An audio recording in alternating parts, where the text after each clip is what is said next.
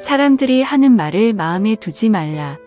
전도서 7장 21, 22절.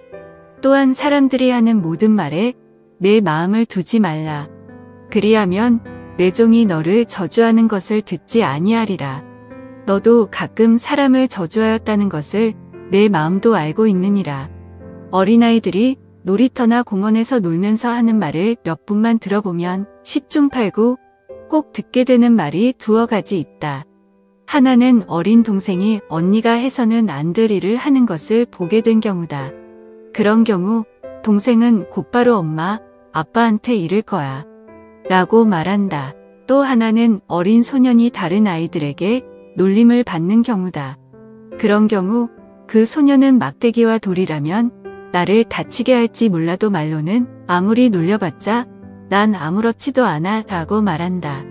그러나 잘 알다시피 사람들이 우리를 비난하는 말이나 우리에 관해하는 말도 큰 상처를 줄 수 있다. 오히려 말은 물리적인 폭력보다 더 깊은 상처를 남긴다. 우리에게 상처를 주는 다른 사람들의 말은 실제로 그들의 마음속에 있는 생각을 표현한 것이다. 따라서 그런 감정적인 상처가 아픔을 주는 것은 지극히 당연하다. 그러나 때로 우리는 사람들이 하는 말에 너무 집착하는 경향이 있다. 우리는 우리를 객관적으로 평가한 말이 아니라 단지 일순간의 분노나 실망감 때문에 불쑥 내뱉은 말로 인해 생겨난 상처를 지나치게 의식할 때가 많다. 심지어는 상대방의 용서를 구하며 진정으로 잘못을 뉘우쳤는데도 불구하고 우리를 비난했거나 우리에 관해 불친절한 말을 한 것에 대해 앙심을 품기까지 한다.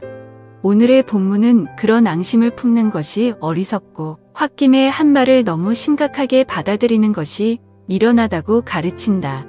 그 이유는 무엇일까? 전도자는 두 가지 이유를 제시한다. 첫째, 내 종이 너를 저주하는 것을 들을 수 있기 때문이다.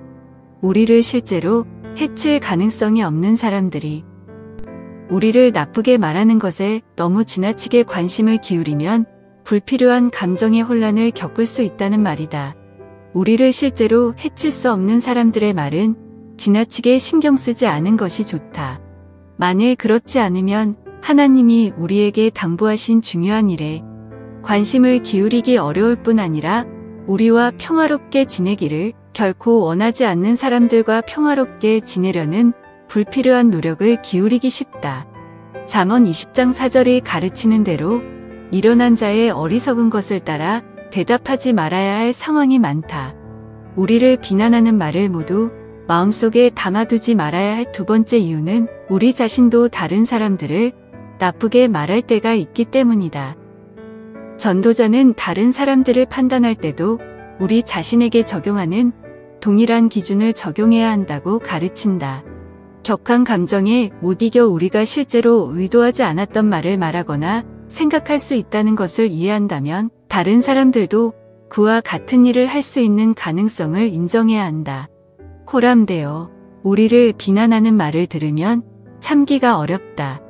그러나 오늘의 본문이 가르치는 대로 그런 말을 어느 때 진지하게 받아들여야 하고 어느 때 무시해야 하는지를 분별할 수 있는 판단력을 길러야 한다. 또한 우리는 다른 사람들을 나쁘게 말하려는 경향이 우리에게도 있다는 점을 기억하고 불필요한 험담을 일삼지 않도록 조심해야 한다.